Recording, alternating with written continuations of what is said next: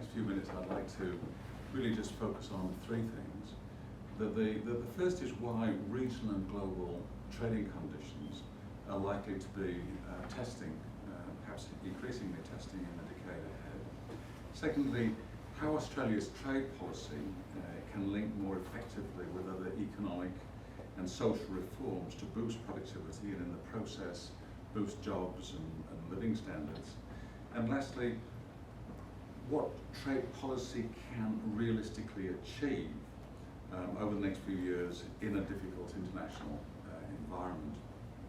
Taking the first of these questions about why we think that regional and global trading conditions are likely to be testing in the decade ahead. There are obviously many reasons. I'll mention four. The first is, while global trade should grow fairly solidly over the next decade, it's unlikely to grow at rates that have been achieved in recent decades.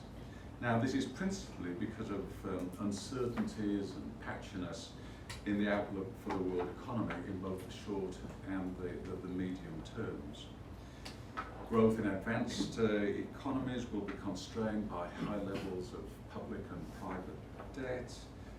Additionally, in the case of Europe and Japan, it will be constrained by unfavorable demographic trends. A number of emerging countries, notably China, will continue to grow quite rapidly, but their performance will be affected to some extent by slow growth in advanced economies. We argue quite strongly in the book that there's no decoupling between emerging economies and advanced economies, as suggested by some economists. Also, China will be going through a difficult transition from an investment model of growth to one based more on consumption. And we argue that this patchiness in the global economic outlook could set the stage for rising protectionism and trade conflict, particularly between the United States and China. In our view, there is at least a medium risk of rising protectionism, and there's a high risk potentially of trade conflict between the US and China. Second, we argue that trade flows will continue to be volatile and perhaps increasingly so.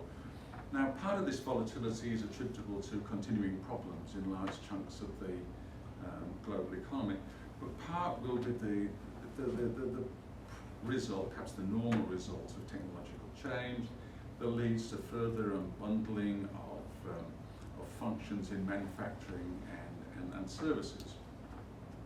Now, it's well known that something like half or a bit over half of world trade goods and services currently takes place as intermediate goods and services. So with continuing technological change and competitive pressures, we believe that this proportion is likely to rise, and it will lead to more production across more countries in finer value chains.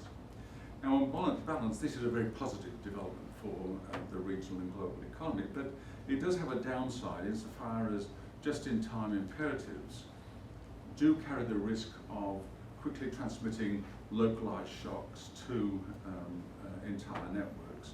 And we saw this very, very well just a year or two back with the disruptions to the Japanese global automobile industry following their tsunami and earthquake. Thirdly, developed and emerging countries will struggle at times to manage the complexities of the new multipolar world. Now, in our view, this is a critical point. Developed countries, in particular the United States, they'll use their enormous resources, their enormous accumulated experience to continue to try to set the global policy agenda. And similarly, emerging countries, and obviously China, but clearly in addition, countries like India and Brazil, they'll use their growing economic and political clout to show that the world has changed, that some of the old ways of doing business are not sustainable, and that their priorities and policy needs matter. Now, reconciling these sort of different perspectives between advanced and emerging countries, or at least attempting to do so, we believe is going to be a bumpy process across the spectrum of international policy issues. It's not just in terms of trade, it could be in climate change, it could be in macroeconomic rebalancing, it could be in a whole range of things. And it will obviously be made bumpier at times by unpredictable developments in some of the world's hotspots. Fourth, there will be more testing regional uncertainties. Now, I think that's a fairly obvious point, and obviously it's well illustrated by Chinese manoeuvring in the East and South China Seas in the last few years. Now, we do argue in the book that there's a low risk of military conflict between major countries. But we do suggest that there's fertile ground for ongoing strategic competition, particularly between the United States and China, but also between Japan and China in all its multiple forms. And of course, let's say some of the smaller players too have got that there's grounds for competition between them too. So what does all this imply for Australia's trade reform agenda, and specifically for trade policy's contribution to economic reform in Australia? I think that the first thing that we should note is that competition is increasing, not only internationally but also in Australia, and that opportunities for trade will be lost and opportunities to raise living standards will be impaired if in an environment where perhaps the terms of trade are going down, unless there are reforms that lift productivity and competitiveness. And unfortunately, Australia's productivity growth over the last few years has been lacklustre, and indeed I think it's been worse than lacklustre, it's been negative. So trade perspectives need to be injected more deliberately into a hopefully invigorated programme of economic and social reform, a reform process that can deliver growth and jobs and living standards, higher living standards. We make three broad recommendations in Trading Nation. The first is that trade policy professionals, but also its economists, its business, its NGOs, it's anyone really that's interested in international affairs need to be more involved, more active in building a trade-focused Australian economy. Now, there are various ways in which trade perspectives can play a more shaping role. And an obvious one would be to get rid of tariffs. Tariffs are something out of the 19th century, out of the 20th century. They really don't play a role, we would think, in a 21st century Australian economy, particularly in an environment where goods are crossing and recrossing national borders multiple times in various value chains. Another example is increasing understanding within government and the community more generally about the roles of services and investment in Australia's economy and in Australia's services trade. Now, the potential importance of services in Australia's trade with Asia, I think, over the next few years, that has been understood. The recent white paper, Australia in the Asian Century, that demonstrated that potential certainly for increasing services trade with East Asia is understood. But with the role of services in development processes and their contribution, the contribution of services to other sectors' exports, I think are hardly understood. I think that it's not really widely understood that services form something like 20% of the value of Australia's mineral exports, or 25–30% of the value of our various manufacturers' exports. So there's a big job of work in our view, both within government and through public diplomacy, in increasing the understanding of the role and the contribution of modern services. Yet another example of bringing trade perspectives to the domestic economic reform process is increasing understanding of the implications of higher energy prices for Australian exports. Now, in the last few years, the last 5 or 6 years, Australia has moved from having electricity costs for industry that are well below, certainly below the OECD average, to one where electricity bills for industry are now amongst the highest in the developed world. I think that, by and large, Ron would know this better than me, but I think that energy costs, electricity costs have gone up by about 70% for industry over that period. Now, these trends in Australia have got no parallel in other major developed countries. In the United States and the UK, for example, I think that these energy costs have gone down. In places like Japan and Germany, they've gone up by 20–30%, but nothing comparable to the increase in Australia. So the implications of higher prices for Australian energy are concerning, and they're especially concerning when you consider that 7 or 8 of our major top 10 exports are fairly energy intensive. You know, it's not just the iron ore and the coal and the alumina and so on, but also, let's say, internationally traded education, tourism and the like. Our second broad domestically focused recommendation is the need to confront domestic protectionism.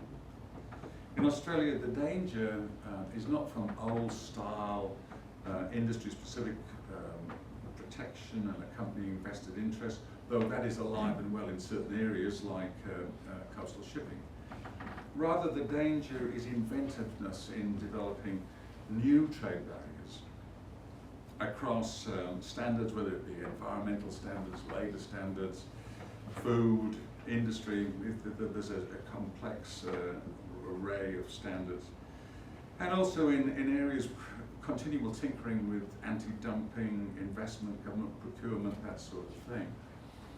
So far, the anti-protectionism line in Australia is held. But the risk remains, and I guess that risk is being fanned by rising concerns about jobs, and we've seen this recently in terms of the reactions to the closure of, in the next few years, the closure of the Australian automobile assembly industry, and also, let's say, assistance to SPC at the moment. Now, protecting Australian jobs understandably resonates very, very loudly and very well with the community, and as does at times exaggerated claims about foreign investors buying up the proverbial, family farm.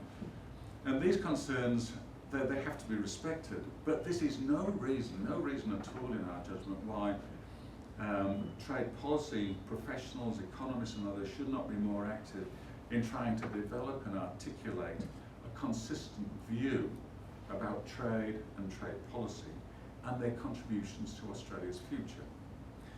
And in our view, what this involves is more evidence-based analysis on why reform is essential and what open markets mean for people's livelihoods and prosperity.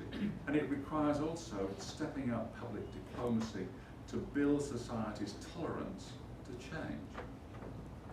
Now, this leads me to our third domestically focused recommendation, the need to strengthen whole of government systems. Now, agencies like DFAT cannot realistically expect to receive funding needed to build up their domestic arm of trade policy and make it fully operational. Now, that possibility was discussed a few years ago, 2007, 2008, in the preparation of the Mortimer report. But that, what they suggested there was that there was a whole domestically focused division that would need to be created, which would have responsibility for injecting trade perspectives into about 4 or 5 core issues. But that proposal got nowhere, and it got nowhere because it was, among other things, it was too expensive. So in these more financially straitened times, you can't imagine that such a proposal would even get to first base. But one way round, possible one way round this lack of funding, and I think it's a fundamentally important point, is to ensure that Australia's whole of government processes work better, so that trade and international perspectives can connect more smoothly with the priorities and strategies for domestic economic and social reform. Government processes need to work better than they have in the recent past, and cabinet processes in particular must work better. Finally, let's take a quick look at trade policy and the international agenda, and I'll highlight 4 challenges for Australia. The first is to revitalise the ideas market. Now, from my perspective, and I think Nick and Ron will have their own perspective, but from my perspective, the thing which strikes me most about the work that we did for Trading Nation is the fact that 20 or 30 years ago, there was a real hunger for ideas about substance, ideas about policy processes and how you can sort of push middle power diplomacy. I think a lot of that fascination with ideas and putting these good ideas into some kind of policy context, I think a lot of that has evaporated. And it's a pity, because managing the uncertainties of the multipolar world will, in my judgment, and I think Nick's and Ron's, it's the most important foreign and trade challenge in the years ahead. Pursuing core national interests will depend increasingly on the quality of Australian ideas on the world and the region. On issues as varied as will China's interests align with free trade and investment as its economy becomes much larger, as it becomes the largest economy of the world? Are US-China relations likely to set the pace and quality of global cooperation, not just on trade, but on other things as well?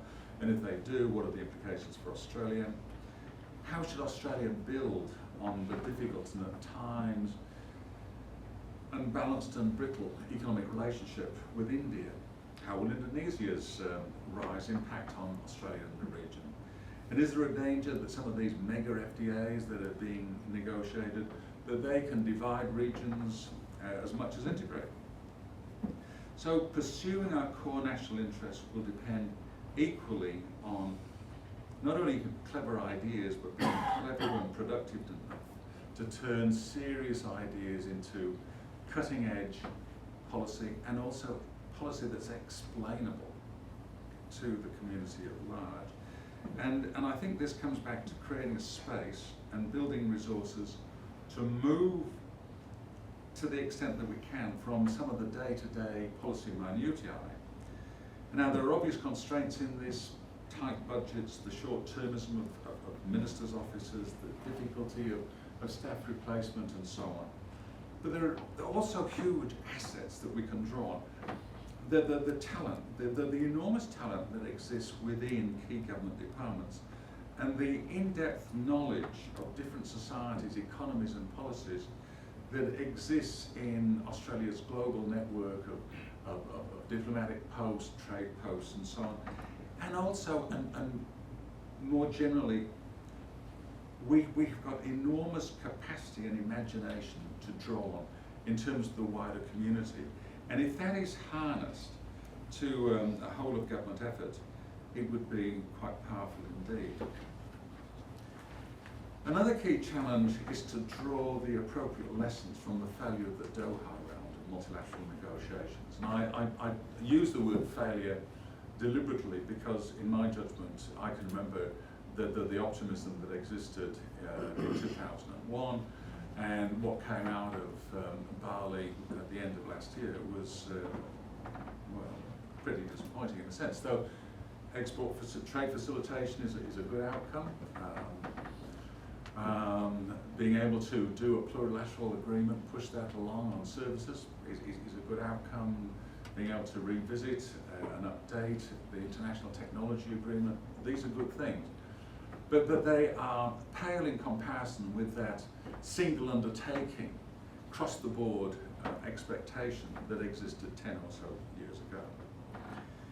But I think that there might be an upside, and the upside is that the failure of Doha in terms of its original mandate may, hopefully will, open the way for a new phase of international trade policy focused on creating new rules for 21st century trade through mega FTAs and through WTO negotiations, plurilateral negotiations on specific issues or specific sectors involving a subgroup within the membership.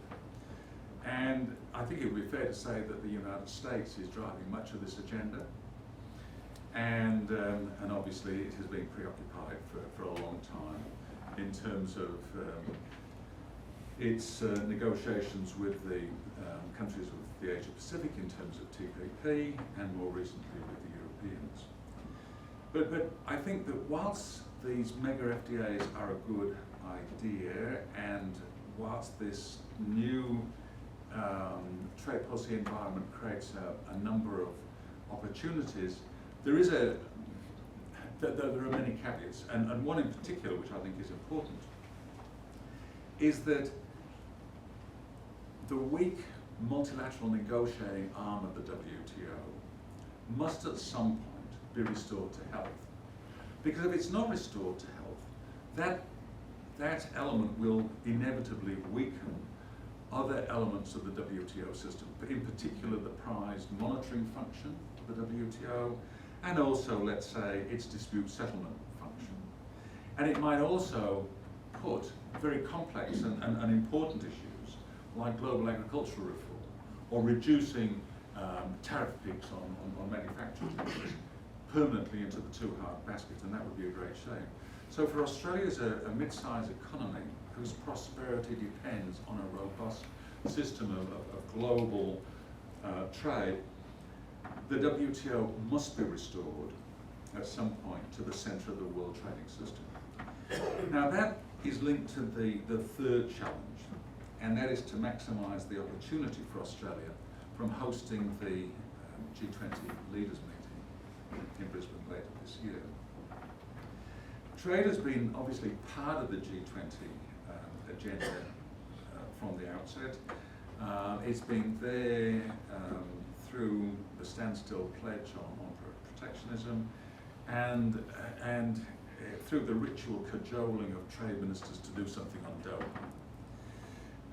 But I think it's now time to take the challenging step of moving trade liberalisation from somewhere out in the periphery to somewhere that's closer to the centre stage. Now this has to be done prudently because the G20 is clearly not a trade negotiating forum, nor is it some kind of alternative venue for an essentially WTO type discussion. For Brisbane and beyond, this should involve Australia leading by example.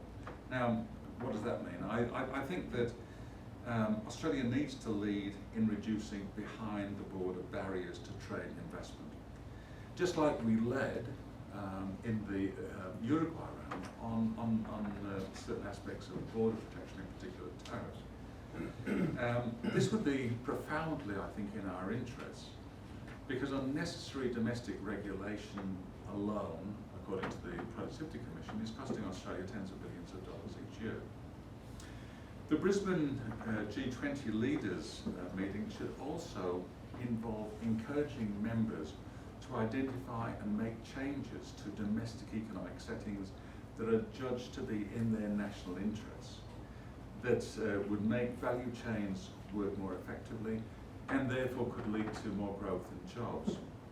But to have any kind of sense of real traction, leaders would need the flexibility to do as much or as little as they judge to be appropriate for their national circumstances. Because concepts of equivalence would not work. Outcomes would have to be negotiated, and the G20 is not a forum for a negotiation. The G20 cannot take over the role of the WTO. It can complement it, but it can't compete with it. I think the G20 leaders meeting should also start an invigorated dialogue on strengthening the global trading system. Now that dialogue would continue over many years, and it would focus on why trade matters and how to strengthen the global trading system with the WTO at its centre. Now, this could range across a whole range of issues, like new ways of negotiating trade deals and shaping future deals, the relationship between multilateralism and mega FTAs, could include, and I think should include at some stage, how to reform the WTO as an institution. A fourth challenge will be to continue building regional relationships. No one doubts that Australia's long-term prosperity depends on having assured access to expanding markets in the Asia-Pacific region, or on the region being as well integrated as possible from an economic, from a trade and investment perspective. Now, forums like APEC have been very, very important, but at least for much of the past decade, regionalism has been spearheaded by FDAs, and this trend, I guess, is going to continue. Having concluded the negotiations for an FTA with Korea, an obvious priority for Australia this year is to complete bilateral FTAs with China and Japan. They've dragged on far too long, and we've just got to acknowledge that they will never be perfect. China and Japan have never signed anything which is particularly liberalising on agriculture. That they've got a pretty poor record, I think, in FTAs on services.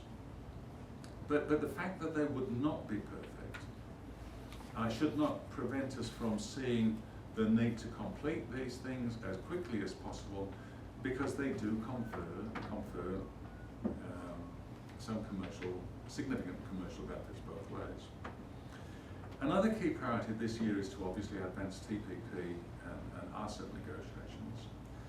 Australia has a strong interest in advancing both of these mega FTAs. Excuse me, Mike, maybe you could just explain what the TPP and the RCEP Oh, sorry. TPP, Trans-Pacific Partnership, that is a negotiation involving the United States, Australia, Canada, Mexico, Japan, a whole bunch of countries within Asia. It is very much focused on, I suppose it's very much focused on some of the new issues in international trade, particularly behind the border issues. The Americans are obviously pushing strongly an agenda on services, investment, intellectual property, and so on, as well as, let's say, more traditional areas of trade negotiations. RCEP, regional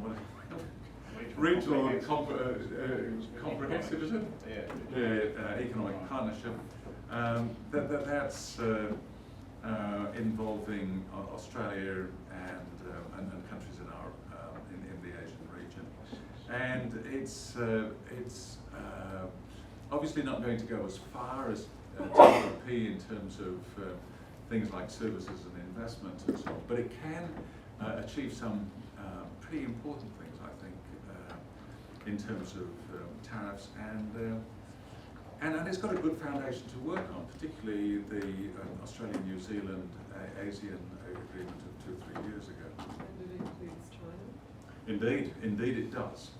And I should say that RCEP includes China, TPP does not include China, and that the quicker that TPP includes China, the better it will be. Another priority is to advance TPP and RCEP.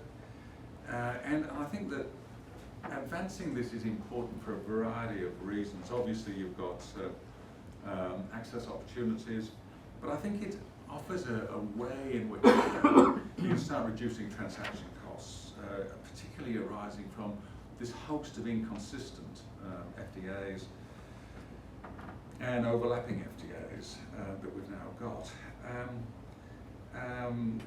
They could also be key parts, and I think will be key parts, of evolving regional economic architecture, and Australia obviously wants to play a key role and a full role in the development of a regional institutional framework. And over the next decade or two, I think these agreements, along with what the Americans hopefully will negotiate with the Europeans, could establish benchmarks for broader international action that could be injected back into the multilateral sphere. Now, I've got no idea really how these benchmarks could be incorporated into global rules, but I would say that one possibility would be that useful regional benchmarks could be taken up by subgroups of the WTO membership in some sector-specific or issue-specific negotiations, plurilateral negotiations. Another would be for watered-down versions of these regional benchmarks to be accepted, hopefully, by the entire WTO membership in forms that would still represent a strengthening of multilateral commitments. But however this is done, Australia has a long-term interest in regionalism strengthening the global trading system. Regionalism isn't an alternative to an efficient, strong global trading system. It's something which should be helping to strengthen it. So, what are the conclusions? I think that you start off with the idea really that the world owes Australia nothing. It was the sort of idea that dawned on Australian leaders in the 1980s. We've had a great deal of luck over the last few years in terms of historically high terms of trade. But I think that the ball is now very firmly in Australia's court to push reform and to be very creative in terms of how we go about and think about middle power diplomacy. And I think that we would do ourselves a great favour if we started going back to fundamentals. And those fundamentals really are having evidence-based analysis handy on, as I said earlier, on what open markets mean for people's lives, prosperity, making sure that whole of government processes are working well so that international perspectives do inform debates on domestic economic reform, and revitalising the ideas market within government by making full use of policy ideas, analytical capacity, not only of government agencies, but of businesses and think tanks and other community. Thanks very much.